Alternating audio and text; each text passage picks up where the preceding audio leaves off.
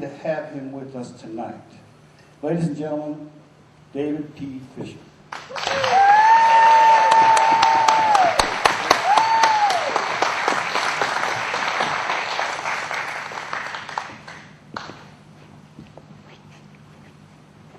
Well, that was really good. Did Bill get everybody in shape?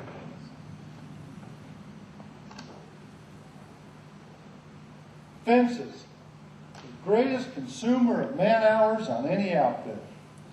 Gates, H-frames, railroad ties, and miles of barbed wire.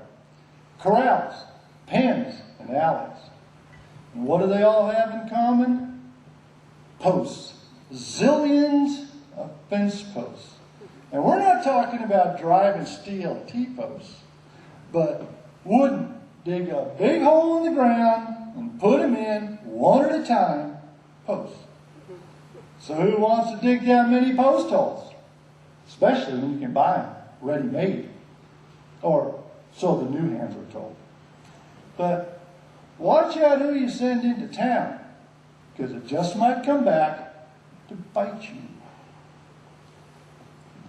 Old Hank Smith was the longtime foreman of the Triple X Running Y. And he figured he was just a little bit smarter than your average guy.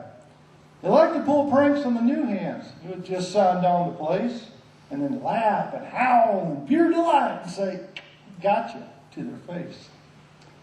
He wasn't a mean sort. He just liked to see a greenhorn's face turn red, because they'd made fools of themselves by doing just what he said.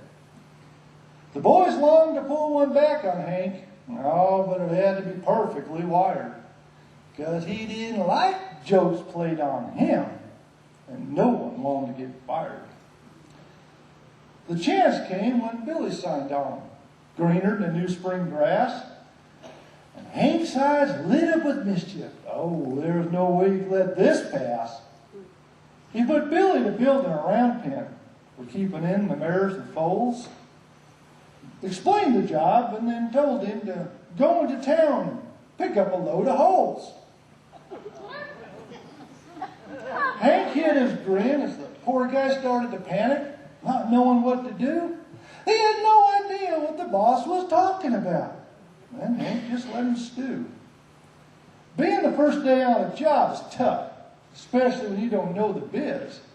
And then get told to go and do something, and you don't even know what it is. Finally, he said, "Holes? What are holes? I've got no idea what you mean." Hank shook his head. "Post holes for the post." "Oh, son, I swear you're green. Do you really want to dig all these holes when you can buy them ready-made?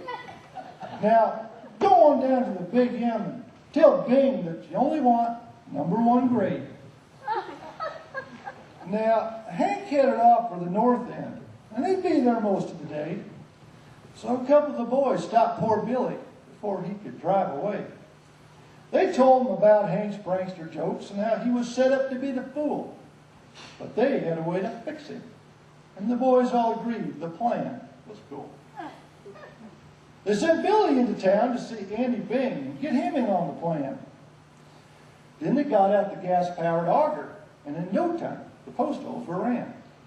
Then the boys smoothed out all the dirt, so it looked like nothing had been dug. And those holes that had been dropped right into the ground just slicker than a bug in a rug.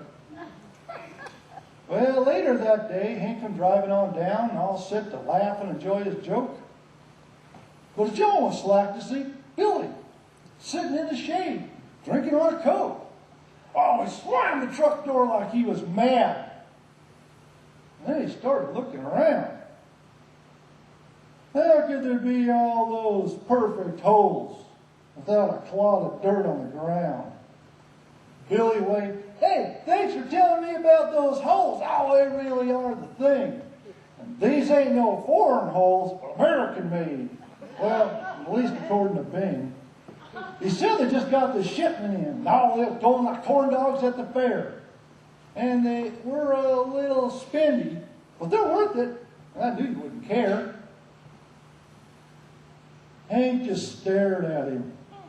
He couldn't quite put his finger on it, but something wasn't right. Okay, pal, that's pretty funny. But you know what? I wasn't born last night.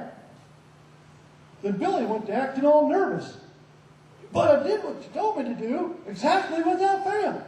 Then he went to fishing around his pockets and he handed Hank the bill of sale. Hank reached for the paper like it was a snake, and he gave it a careful look. $100 each for 20 post holes? Oh, I knew that thing was a crook. As Hank tore away, the boys came out. Bing figured that'd bring him to town. Billy grinned, and everyone will be there. They figure Hank will never live this down.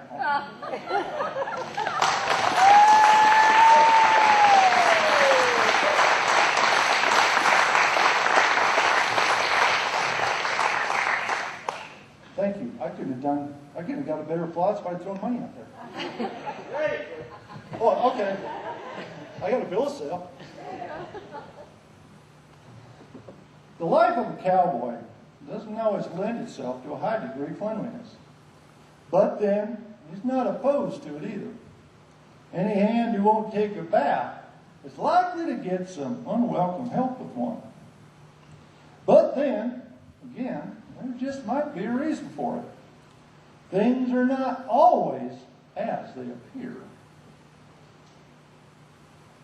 Old Muggy was at the top of the heap, way to fair to middle in hand. And when it come to riding broncs, roping steers, well, he had his share of sand. He'd wandered on down from that Muggy-owned country of Arizona fame. And that just kind of stuck on him. Muggy come to be his name. Oh, he was a big fella that kind of reminded you of a lumbering old black bear. And he had a beard and a mountain of black, snarled, pine needle infested hair. He looked more a mountain man than a cowboy, but he pulled his weight. And when it come to jumping into a job, he didn't stand around or hesitate. They didn't notice it those first days, with them all living out on the range. But coming back into the bunkhouse, they all started sniffing something strange. What's that smell? Call went out. Something crawled under the house and died. Well, that was enough to bring tears to your eyes and make a grown man cry. The air was getting so thick and mean, you could have cut it with a knife. As the boys flung open the shutters and hung out the windows for dear life. Every place was checked again. And so was every cowboy boot. But there was Muggy, just laying on his bunk. And he didn't seem to give a hoot. One of the boys went up to poke that old bear, and his face turned deathly grim. And he jumped back like from a rattlesnake and pointed. Good Lord, that smell is him! Well, eased on up to that rascal, nostrils quivering like a bronc set to explode, and then reared back in horror and revulsion as the mystery quickly began to unfold. The boys come together on the far end of the room, palavering on how to handle this, when Muggy glared up from his bunk. What's up, boys? Something going on I missed? Now, telling a full-grown man that he's a stinking and really needs to take a bath is something most men would choose to avoid, for it sure stirred up that fella's wrath. Well, they sure couldn't live in here with that varmint smelling things up like that. And they darn sure had a right to tell him. They knew their hand was packed. Together they asked, in no uncertain terms, when water had last touched his stinking hide. Oh, he come flying up, spitting like a mountain lion, and trying to save his damaged pride. He roared, "You bunch of sawed-off little runts! Y'all talking about me? Well, you're the only one laying there stinking up the place. Well, I guess that have to be." Now, both sides had been assaulted, and everyone was up and fighting mad. And the whole affair was headed for a showdown. Things were looking bad. Muggy swelled his chest, stretched up 2 feet taller than the other men, and he really did look and smell like an old bear just crawling out of his den. Why, no real man be caught taking a bath? Well, such is for sissy boys like you. And I'll bet you even change your drawers and you wear that Frenchy perfume, too. Now, no cowboy will stand for being called a sissy and accused of being odd. Code of manhood forbids it. It's guaranteed to set him on the prod. Well, I'm better men than you. Flat out whooped them till they cry. If you figure you can make me take a bath, well, I'd just like to see you try. Suddenly, a loop of rope comes sailing through the air and it looked right over his head. It snuck around his great big neck until his face was turning red. The boys grabbed him and threw him like a bull and pick-a-stringed his hands and feet. They dragged him across the floor and out into the yard. It's like a sight of meat. Oh, he was cursing and fighting for all that he was worth and raised an unholy den. When they finally reached the horse trough, they picked him up, threw him in. They grabbed a couple of curry brushes, held him under, and scrubbed him hard until the water was turning black and the grease on top was coming to resemble lard.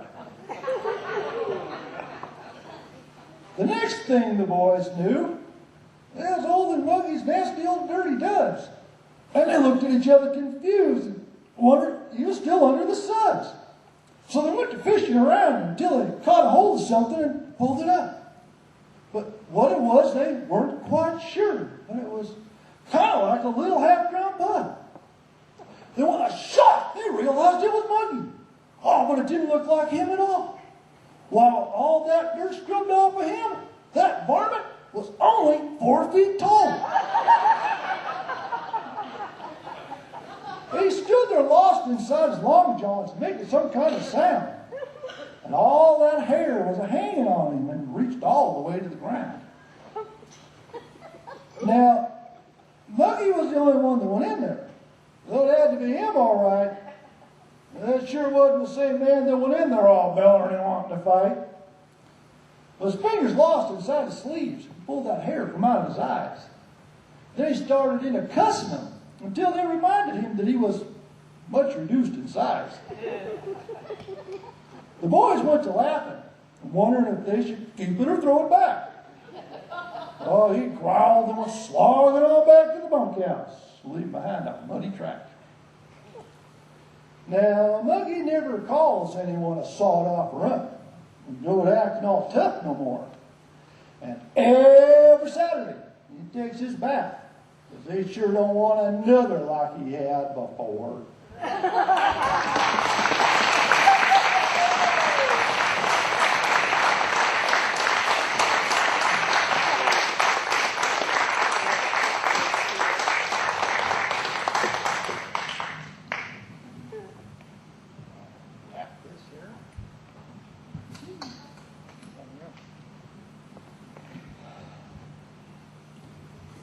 Jack and Cleve and their little cow dog Buck run the Plenty of Rocks cattle company up by the Elko.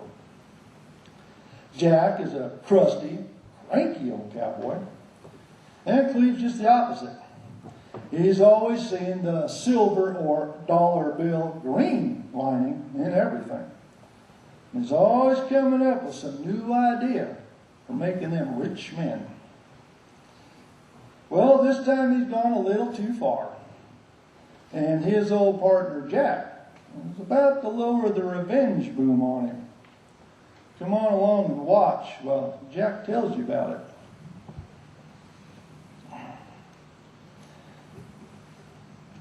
It all started that day when I was so worn out I couldn't stand. And I flopped down in my chair with a wad of mail clutched in my hand. My boots were soaked and my pants all mud, but I really didn't care. When I could move again, I'd go put on another pair. I went through it all, except for some dude hawking his pills. All I had to show for my efforts was the usual collection of bills.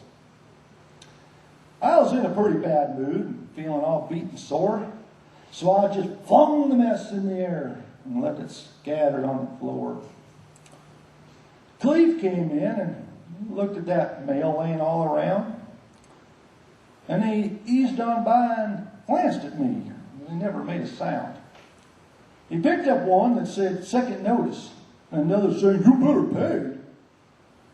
And it was plain for him to see I wasn't having a real good day. He went to the kitchen and poured a cup, and he straddled a chair across from me. "There's a rodeo down at the fairgrounds tonight. Let's go have a look and see. On the way out, we could grab a beer or two at Charlie's place." And that should put a grin back on old Smiley Jack's happy face. I never moved an inch. I just gave him the evil eye. I could tell by that look on his face. He thought he was being a funny guy. "Gee, Jack, you gonna sit there all night and act like a grouch? Or maybe you wrap up in your blanket and go to sleep there on the couch." Thank you, Dr. Cleve. I feel better now, like he straightened out my life. But if I needed someone to nag me, I'd go hunt up my old ex-wife. Fine by me, but I'm going to go have a beer and watch them Bulls tonight. And that's when I made my near to fatal mistake. "Okay, fine, I'll go. All right." Well, I had a few beers at Charlie's bar, and I started to feel primed. Maybe for once Cleve had a good idea, and I'd have a pretty good time. We drove on down to the rodeo grounds and paid our $1 at the gate. I grabbed another beer from the stand, and by now I was feeling great. I forgot all about being mad, was no longer stiff and sore, and by the time the Bronx had bucked, well, I'd had a couple more. Then they ran the Bulls on down the line and locked them in to shoot. And that's when the announcer started talking about all that loot. He was going on about this one guy who won over 40 grand so far, and he was on his way to wealth and glory, some kind of rodeo star. I remember saying something to Cleve about how much that guy got paid, and how he wasn't slogging around in ditches, and he really had it made. And then I said something about how he made more than we made ranching, and he did it at one show. And then I guess something about missing my calling and riding bulls was the way to go. And I never saw it coming. That look Cleve gets when he's hatching something in his brain. Or I'd have got well clear of the track before getting run over by his train. The next morning it was business as usual. And I was patching up some fence. Oh, my head was really pounding. I was feeling more than a little dense. When Cleve came up and he asked if I recalled last night and all the things that I'd said, I shook my aching head. I'm not in the mood for guessing games, as I shook my aching head. Do you remember saying how you'd missed your calling and you could have made a fortune too? I closed my eyes and thought real hard. No, I don't recall it, do. Well, I went and got it all set up for you. You're going to get that fortune that you see, because I just went and got you entered in the bull riding at the big Reno show next week. I just stood there holding that wire as his words sunk slowly in. I don't believe I heard you right. Did you run that by me once again? Just a few seconds riding the bull, and you'll make more than we made all year. So I went and got you entered. Now we just need to get you some bull riding gear. Well, I started into laughing. Good part. Oh, you really gave my leg a pull. As if I knew the first thing about riding on a bull. Then I started getting nervous, as Cleve wasn't laughing with me in kind. I paid a $100 entry fee, and if you don't ride, then you'll get fined. I just stood there with my mouth hung open, not knowing what to say. He slapped me on the back. Yep, we're going to be rich men just 1 week from today. I tried to stay cool and calm. Cleve, I never really all that thrilled. And I lost it and screamed in his face. What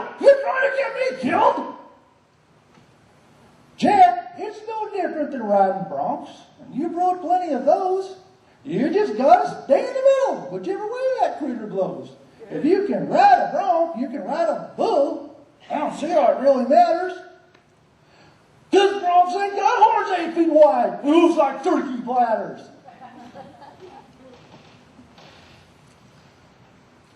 The day finally came for us to head out, going south for my last ride. And I'd wondered what they'd say at my funeral and tell of how I died. Well, they say I was a hero, and Charlie's all raised a glass. Or, old Jack got stomped to death riding a bull. Boy, what a stupid... Well, I managed to get a rope and a glove from a pal who'd used them in his high school days. The glove had more holes than Swiss cheese, and the rope was a bundle of phrase. It seems a bullet stumped on his head, convinced him that he should quit. Here I always thought it was his hat, but I guess it was his head that didn't fit. Names like Horn to Death and Head Ripper Offer. In my mind is what I saw. But I couldn't believe my eyes when I saw the name of the bull that was my draw. Cleve looked over my shoulder. Buttercup? Partner, this'll be a piece of cake. I bet a little girl can ride him. Oh, just think what the money we're going to make. Just then 2 cowboys come up, looking for their draws written on that sheet. Hey, look, some guy named Jack struck Buttercup. That old boy's dead meat. Now, if it was me who drawed old Buttercup, oh, there wouldn't be no doubt. I don't care how much they find me. I'd be turning that monster out. As they walked away, I gave Cleve that, I'll get you for this look. Someday I'll make you pay for this, no matter how many years it took. Well, little Buttercup was the size of a boxcar with horns like Ponderosa trunks. And he had a hump the size of Mount Everest. No, he'd been sprayed by a herd of skunks. He was badder than heck and throwing snot and bellowing for all he was worth. And I knew these last few minutes were my last upon this earth. As I slid my hand under the rope and got my shaking knees down on his back, a preacher stepped up to the fence. The paramedics picked up their pack. Well, I survived that wild ride. They didn't have to tally up no score, because I was flying through the air before they could even count to 4. I landed hard on my head. Folks was yelling for me to get on my feet and go. And that sucker put a horn to my wranglers and put me up in the second row. Well, now I'm sitting here with little Buck, and my bruises have all healed. And the thing that I've been waiting for has come. All the officials signed and sealed. Hey, partner, come in here. Something real special came for you today. I handed him a pink hat, a little crown. Oh, he just stared, not knowing what to say. If you don't like pink, we ain't getting your favorite color, dollar bill green. Oh, didn't I tell you? I've got it all set up. You're in the running for the next Elko rodeo queen. Cleve, you get back here and put your pink hat on. Cleve, you made me ride that bull. Cleve, you can't have that barn forever.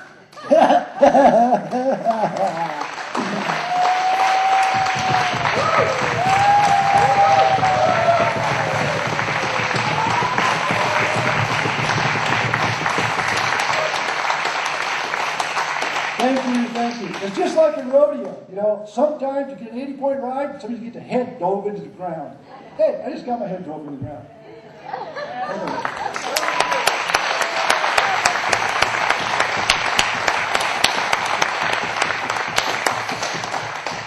Well, it's been a real pleasure sharing a few of my poems with you tonight. And I'd like to leave you with this parting thought. As I search back over the years of my life, I seem to find more laughter than tears or strife. The Lord set my life down here in the west to ride from the prairies to the mountain crest, where the Lord's blessings won't be found in a bank. Instead, I find them reflected in some old stock ink. Remember to look for the reflections in your life too. Thank you.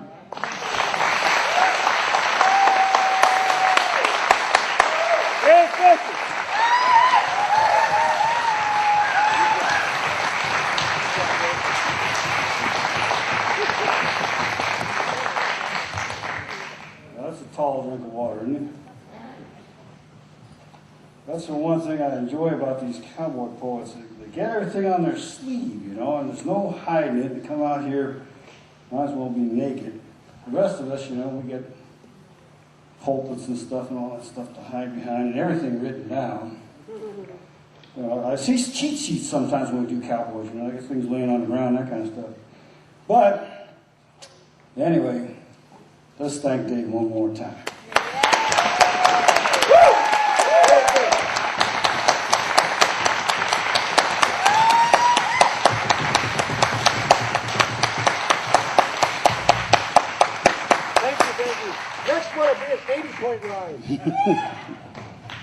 I did want to ask Dave, how did you like this sparkly dress out here? Right down here in front. Kind of nice. That's what threw you off. Yep, it is. I saw the sparkly dress and she was doing that and I just... Well, we're not making her move. We're letting this girl stay right there. I'll tell you that for a fact. That's only fair. Our next performer here is Tony Argent, a local boy. But I think they run him out of town. I'm not sure. He's up there living in Reno. I think he told me, what are you painting lines on the road? Got 1,000,000 miles of lines painted on the road. How'd you like to do that? With a pinstripe brush, you know? Tony's got a ton of stuff he's going to do for us tonight. He's a little worried about, we put in the paper he's going to do this one, that one, this one, this one. And his lineup doesn't really have this one, that one, this one, this one, that one. It's got the other stuff. So, if there is a request, let him know. He can do it, maybe. If not, we'll bring Dave back. But, I'll tell you a story about this guy. I think this running out of town business is in the family. I went over to meet his mom here to get some stuff about Tony. And he got a beautiful home downtown. I mean, beautiful home. I was surprised. I went, gee, you know, this is a cowboy's home, huh? Yeah. And a for sale sign out front. I said, what's the deal? I think you're selling your home. Beautiful. So, my husband, Tony Sr., took to raising mules. The neighbors apparently started complaining and they had to run them out of town, too. Ladies and gentlemen, it's a pleasure to have back in town Tony Argent.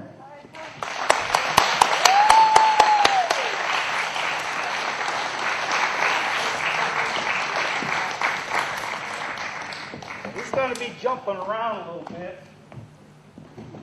You got to give him room. Don't want to hurt the boy. Good evening.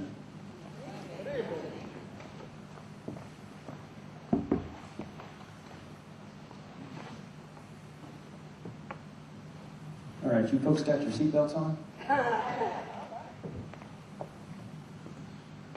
Nice crowd we're having here tonight. Last time I saw a crowd like that, they were around a big oak tree. They were throwing a rope over it with some kind of a noose on the bottom of it, and they were yelling at me. I got out of there right away.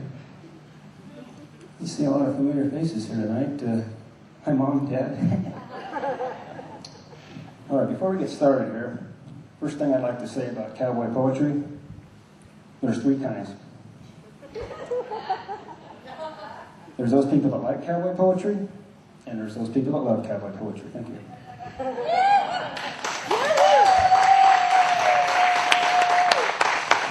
All right, we're going to do our best to put the love and the like. That's poetry. This first one tonight's a classic. It's by a fellow by the name of Gail Gardner. And because of his contribution to cowboy poetry, there were an award named in his honor. He's kind of considered to be one of the founding fathers of cowboy poetry. In this particular poem, it's a classic. He wrote it in 1917, and there's quite a story behind it. Original title is the Sierra Peaks, more commonly known as Time and Knots and a Devil's Tail. Goes like this. Way up high, the Sierra Peaks, with yellow pines grow tall. Buster Jiggs and Sandy Bob had a roundup camp last fall. I takes the horses and their running irons and, oh hell, maybe a dog or two. And they swore they'd brand every long-eared calf that came within their view. Now many a long-eared doggy that didn't hesh up by day had his long ears whittled and his old hide scorched, the most artistic way. Well, one fine day, says Sandy Bob as he throws his seagulls down, I'm tired of this cowboyography. Klaus, I'll go to town. So they saddles him up and they took off at a lope. There was no choice of a ride, but them were the days when an old cowpoke could oil up his old insides. So they started out at the Kentucky bar, had a whiskey roll. Then they winds her up at the depot house, some 40 drinks below. Then they sets him up. He turns him around and, well, they goes her the other way. You tell you the honest to goodness truth, you guessed it.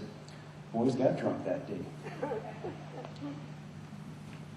Now, as they were headed back for camp and packing a pretty good load, well, why, who should they meet but the devil himself prancing down the road. The devil says, why, you cowboy skunks, you'd better hunt your holes, for I've come up through these hell rim rocks to gather in your souls. Says Buster Jiggs. Why, we're just in town and feeling kind of tight. You ain't gonna get no cowboy souls without some kind of a fight. So I punched a hole in his old throw rope and he slings her straight and true. And he ropes the devil around the horns and he takes his dallies too. Now Sandy Bob was a real man with his rope all coiled up neat. But he shakes it out, he builds him a loop, and he ropes the devil's hind feet. Then he stretched him out on a desert ground, and while the irons were getting hot, why, they cropped and they swallowed Forty's ears and they burned him up a lot. That's going to leave a mark. Then they pulled him up with a dehorning saw. They tied knots in his tail for a joke. Then he rode away and left them there, tied up to a big black oak. Now, if you ever go up to the Sierra Peaks and you hear an awful wail, yow! Well then, you'll notice the devil going around. The knots tied in his tail. Thank you.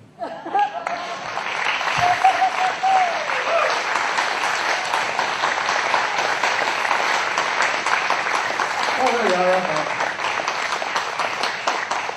I'm just getting warmed up. All right, this next one is actually a request. The lady asked me, and I said, okay, I'll try it. And we'll let her rip. This is another classic, and it's by Robert Service. I do a number by him, actually, and this one's titled The Shooting of Dan McGrew. Bunch of the boys were hooping it up. Yee-haw! Yahoo! At the Mountain Saloon. And the kid that handles the music box was hitting a jag time tune. Back at the bar, a solo game, sat Dangerous Dan McGrew. And watching his luck was his light of love, the lady that's known as Lou. And out of the night was 50 below, and into the din and the glare. While there stumbled a miner, fresh from the creeks, and dog dirty and loaded for bear. He looked like a man with a foot in the grave. And scarcely the strength of a louse. Yet he tilted a poke of dust on the bar. Then he called for drinks to the house. There was none to place the stranger's face, till we searched ourselves for a clue. So, we drank to his health. And the last to drink was Dangerous Dan McGrew. You know, there's men that somehow just grip your eyes and hold them hard like a spell. And such was he, and he looked to me like a man that lived in hell. With a face most hair and a dreary stare of a dog whose day is done, as he watered the green stuff in his glass, and the drops fell one by one. Bloop, bloop, bloop. And then I got to figuring who he was. And wondering what he'd do. And then I turned my head, and there watching him was the lady that's known as Lou.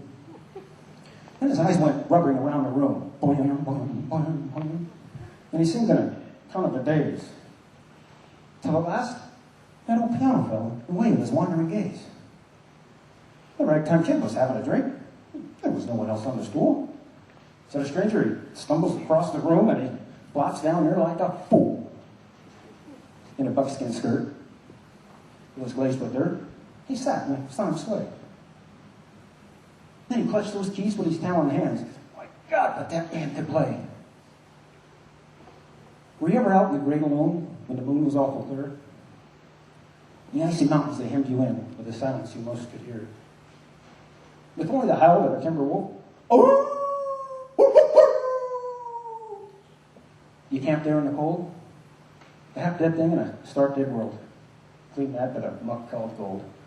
Well, high overhead, green, yellow, and red, the northern lights swept in bars. Then you hunch with the music, man. The hunger, the night, the stars. And hunger? Well, not of the belly kind, it's famished with bacon and beans, but the gnawing hunger of lonely men for a home and all that it means. For a fireside, far from the cares that are, four walls and a roof above. But oak still crowned full of cozy joy, crowned with one's love. And a woman, dearer than all the world, and true as heaven is true. Ugh. God, how ghastly she looks through the rouge. Ugh. The lady that's known as Lou. Then all of a sudden, the music changed, so soft that you scarce could hear. But you felt that your life had been loaded clean of all that it once held dear. That someone had stolen a woman you loved, that her love was the devil's lie. That your guts were gone and the best for you was to crawl away and die. It was the crowning cry of a heart's despair that thrilled you through and through. Well, I guess I'll make it a spring was ever, said dangerous Dan McGrew. Then the music almost died away. Then it burst like a pent-up flood. Then it seemed to say, repay, repay. And my eyes were blind with blood. Then the thought came back of an ancient wrong. It stung like a frozen lash. And the lust awoke, to kill, to kill. And the music, it stopped with a crash. And the stranger turned, and his eyes they burned. In a most peculiar way. In a buckskin skirt. It was glazed with dirt. He sat, and I saw him sway. Then his lips went in a kind of grin. And he spoke, and his voice was calm. And boys, says he, you don't know me, what have you given that? But I want to state, your words are straight, and I bet me poked her through. That one of you was the hound of hell, and that one is Dan McGrew. Then I ducked my head and the lights went out, 2 guns blazing in the dark. Boom, boom, boom. Then a woman screamed. And the lights went out. Click. And 2 men lay stiff and stark. Hitched on his head and pumped full of lead was dangerous Dan McGrew. While the man from the creek slate clutched the breast, beep, beep, of the lady that's known as Lou. Now, these are the simple facts of the case. Hell, I guess I ought to know. But they say that the stranger was crazed with hooch. I'm not denying it's so. I'm not so wise as those lawyer guys, but strictly between us two, the woman that kissed him and pinched his poke was the lady that's known as Lou. Thank you.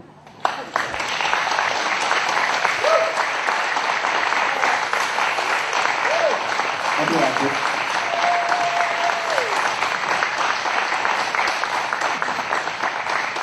I'm going to drink water here. Let me whistle.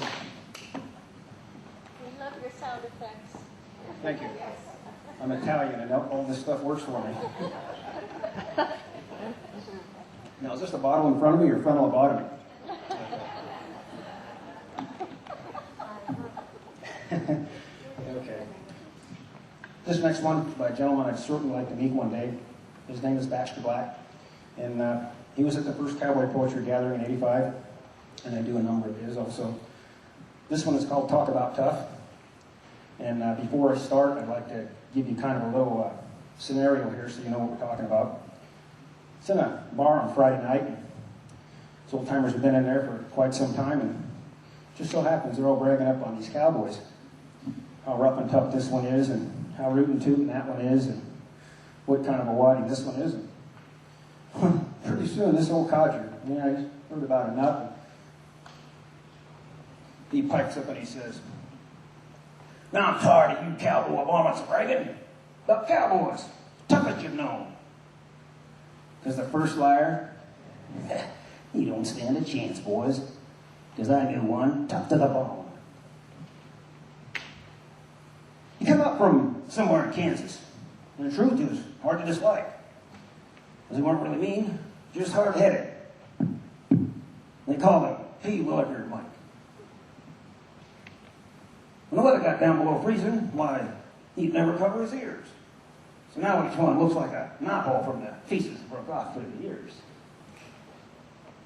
A sheepherder invaded his camp once. Yeah. Insisted on sharing his plate. Although he saved the last of his biscuit. Leave that. Now we can just count 8. He used to have both of his elbows and a forehead without so much as slope. Till the count jerked him out of the saddle because he wouldn't let go of the rope. He's faster than most Dixon fences, though it's almost beyond belief. Because he keeps both hands free for pounding by stretching the wires with his teeth. What's more, he don't use a hammer. He drives nails with the back of his hand. But this next thing I'm fixing to tell you will prove there's no tougher a man. While driving out of the home ranch, adrift in a cowboy's dreams. Why, rattlesnake, he up and surprised him, and his holster part at the seams. He bucked clean out of the saddle, so high that his bad breath condensed.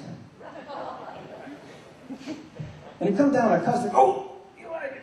Straddle thing, barbed wire fence." Ooh. Got him clean up to the buckle. Ooh, yeah. Between his feet and his chin. Well, he just let his stirrups out longer and rode his old pony on in. Thank you.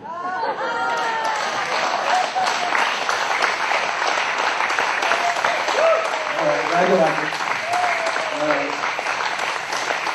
Just remember, this is all in fun. Nobody's here to get hurt. It's all fun. This next one by Baxter Black. It's called The Gay Caballero. He wore a black hat, come up from Nevada, riding a stalking leg horse. He was looking for work, and he liked punching cattle. Now, matter of speaking, of course. He asked for a smoke, and he looked right at me. So I offered the Makins to him. Why, he took one look and he politely refused. He only smoked Virginia Slims. He claimed he was a Rihanna man, and he wore like West Texas boots. He said that he never let me touch his lips. Yeah, because his real preference was fruits. He wore a black kerchief and a gold-plated chain with a locket attached, hanging down. And I saw the inscription on a picture inside. It said, "With all my love, Leroy Brown." Now, cowboys don't usually ask questions, and hell, it's best to let sleeping dogs lie. Well, then he said he'd sleep in a bunkhouse, and he gave me the wink of an eye. Then he told me that he didn't like violence, and he didn't like people with guns. Then he asked me who was my hairdresser, and he said I had cute little buns. Now, these cowboy jobs, oh, they's hard to come by. And it's not something I'd easily dismiss. But I never thought twice about leaving when he puckered and blew me a kiss. Well, later they said, the boss had hired him. Yeah, as a matter of fact, in my place. But when they told me that he was an actor, well, I began to get red in the face. Then I realized, hey, I've been taken. I'm bumming while he's got my job. While he's eating corn in the cookhouse, I'm left chewing the cob. Yeah. So tomorrow, I'll look for employment. They say they got nothing in sight. I'll play the De Caballero because I'm wearing my big little tights. Thank you.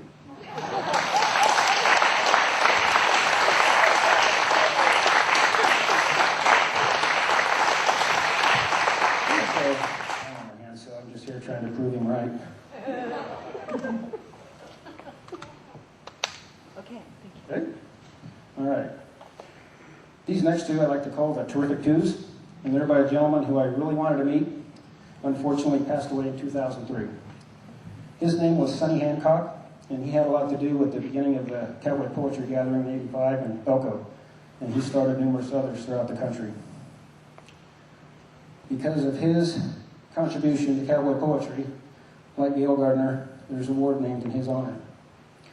The first one of the two I'd like to give you is called The Horse Trade, and it's a lot of fun. Traded for a horse one time, although he wouldn't take no beauty prize. Great big, long-eared, blue-roan gelding. Not too bad for weight or size. Had to make some tough old circles, and well, this trader guaranteed that this horse would show me lots of country. Not need too much rest for feet. He said, "Now this here ain't no kid's horse, but he'll pack you up the creek. Well, he'll bump up on some occasions, and let me see here. Oh yeah, he's been known to kick. But I wouldn't trade him just to anyone without having some remorse, but, well, you sure look out for you, mister. Well, then, he's your kind of horse." Well, I stepped up on that horse the next morning. Well, he began to buck and maul. Oh, that trader maybe hadn't liked me, but, well, he hadn't told it all. Because we sure tore up the country where he rode that equine fit. Well, I almost ran out of handholds by the time he finally quit. I guess that must have set the pattern. Nothing ever seems to change. Although I showed him lots of country. Yes, sir, every corner of the range. But every time I'd ride that bugger, well, he'd keep me sitting tight. And I knew I'd make a slug of bronc rides before he'd pack me home that night. Which would have been okay with lots of horses that I know, but with that old pony, he had my number. I just barely got him rode. But the thing that really spooked me and put a damper on my pride was, hell, he's learning how to buck faster than I was learning how to ride. Well, I pulls into camp one evening, and it's getting pretty late. I sees this great horse in the corral, and well, there's a saddle by the gate. Well, I sure looked that great horse over, and I sure like what I seen. And then this kid shows up from behind the barn. I say, well, hell, he must have been about, say, 16. He said he blamed that gray that morning. He was coming down off the granite grade, and well, he was wondering if I had a horse that I'd maybe like to trade. He said he didn't have the time to stop and to rest and let him heal. Well, since beggars can't be choosers, well, he'd make most any kind of deal. Yes, sir. Now, when a feller's trading horses, why, most anything is fair. So I traded him my blue roan for his gray horse. You're darn tootin' right then and there. Yes. But then my conscience started hurting when I thought of what I did to trade a fly-blown dink like that off to some little snot-nosed kid. So next morning, after breakfast, I tells him, say, hey, listen, lad, if you really want to know the truth, the trade you made last night was bad. That old blue horse, oh, he's a tough one. As bad as anyone you'll see. Well, he'll kick you, he'll strike you, well, he'll stampede. Oh, well, he's a sorry SOB. That's all I can do to ride him, and well, I'll tell it to you straight. I think you'll be awfully lucky just riding past that gate. Now, there's a couple 3-year-old horses out there in that saddle bunch, and they ain't got much going for them, but I kind of got a hunch that they'll probably get you where you're going. If you just don't crowd them none, but damn, I hate to see you ride that blue run booger, son. He said, I told you there last night that I'd make most any kind of trading. Well, I appreciate you telling me just what a bad mistake I made. My grandpappy told me that when you're trading, that no matter how you feel, that even if you take a weapon, that a deal's still a deal. That horse you say has lots of travel, and it's not too bad for speed. Well, sir, I'm kind of in a tight. That's exactly what I need. When I traded for him fair and square, well, damn this blue roan hide. When I pull out of here this morning, well, by golly then, well, that's the horse I'm going to ride. I watched him cinching up his saddle. And then he pulled his hat way down. Then he stepped up into that rigging like he's headed straight for town.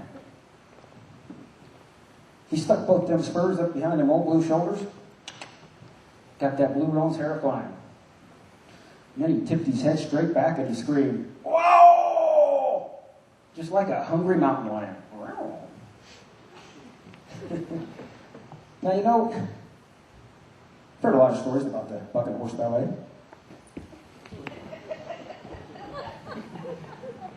I've heard of poetry in motion, cowboy poetry. But the ride I saw that day, just plumb complete, defied description. Though I could see it plain, like it had happened in slow motion and was branded on my brain.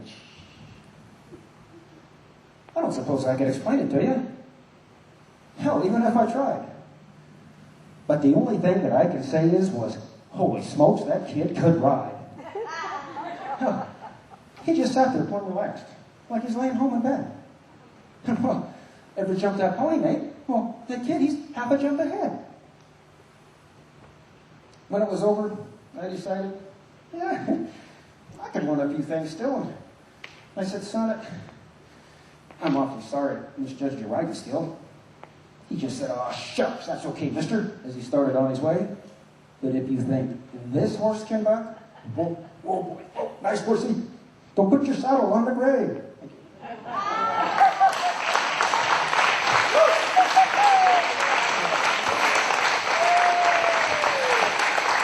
a tough crowd. You guys wearing me out up here. Okay, I got two left, if that's okay. This next one, thanks a lot, appreciate that. This next one by Sonny Hancock is one that I like to get the group around in. And like Bill was talking about, a little participation. It's kind of on your own thing. But I'm going to tell this story, and you're going to put yourself in the boots of this buckaroo as he's telling the story. You're in charge. All right? So you guys, now you're all yeehaws out there, okay? And what you're going to do, you're up in the mountains, nice fresh mountain air, and you're in control. And just let her drift, and you're on your own now. This one's called the Bear Tail.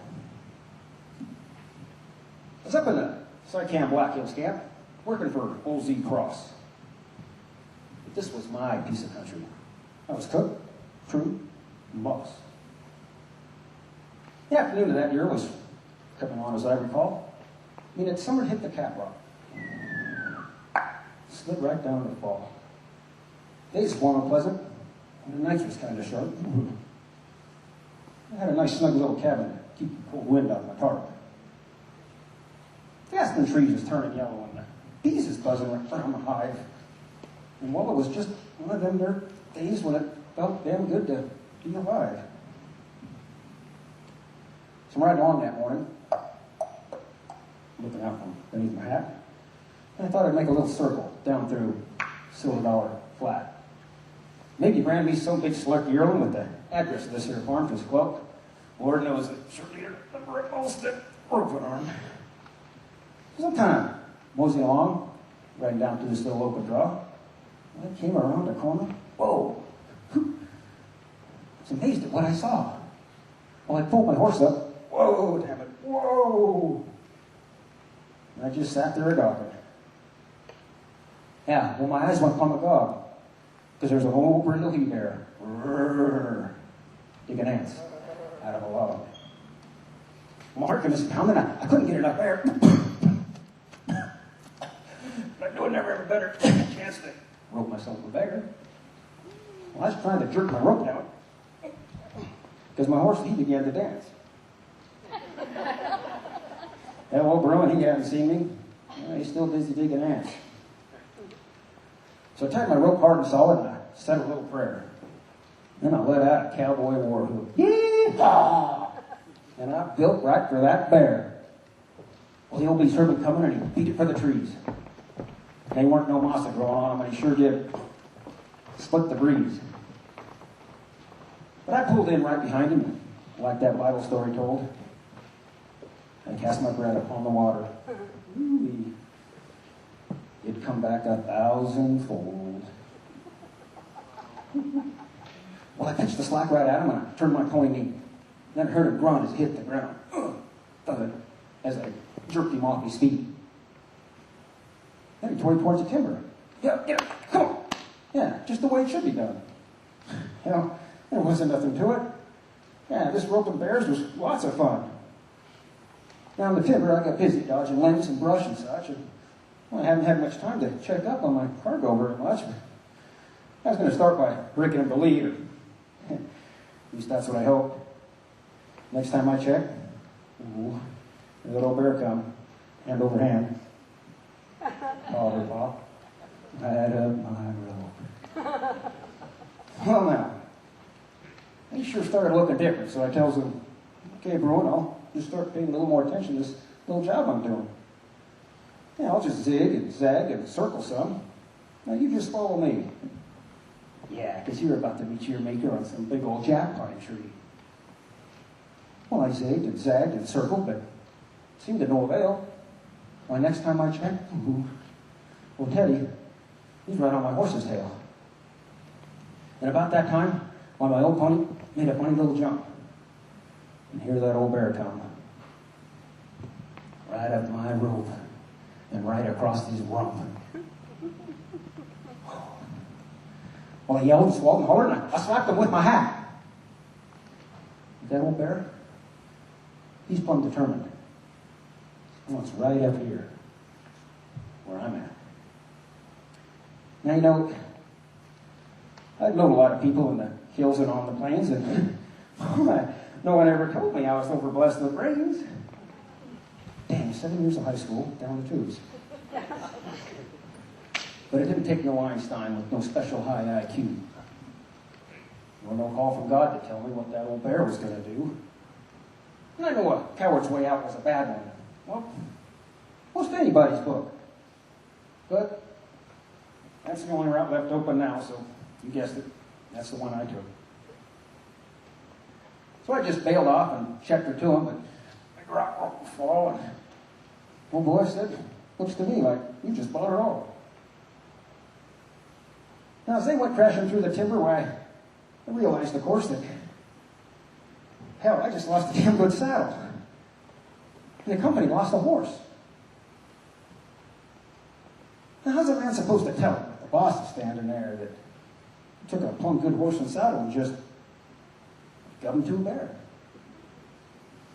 Well, these thoughts and lots more like them kept running through my mind as I was flipping down that couch roof and I leave that wreck behind. My clothes were sort of tattered. I lost some chunks of hide, but my body wasn't hurting near as much as was my pride. And then I heard a noise behind me, and the sound began to swell.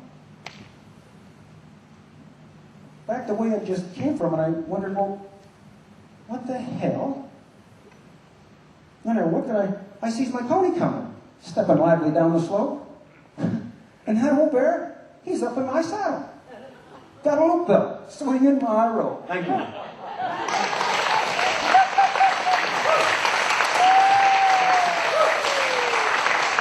Thank you, kindly. This is here at the bottom of the ninth inning now. This one here I'm sure you'll really enjoy, because I do. This one was wrote 30 plus years ago by a gentleman by the name of Bill Hershey. His ranch is in a remote area near Rexburg, Idaho. And it's titled By a Brawl. I really enjoy this.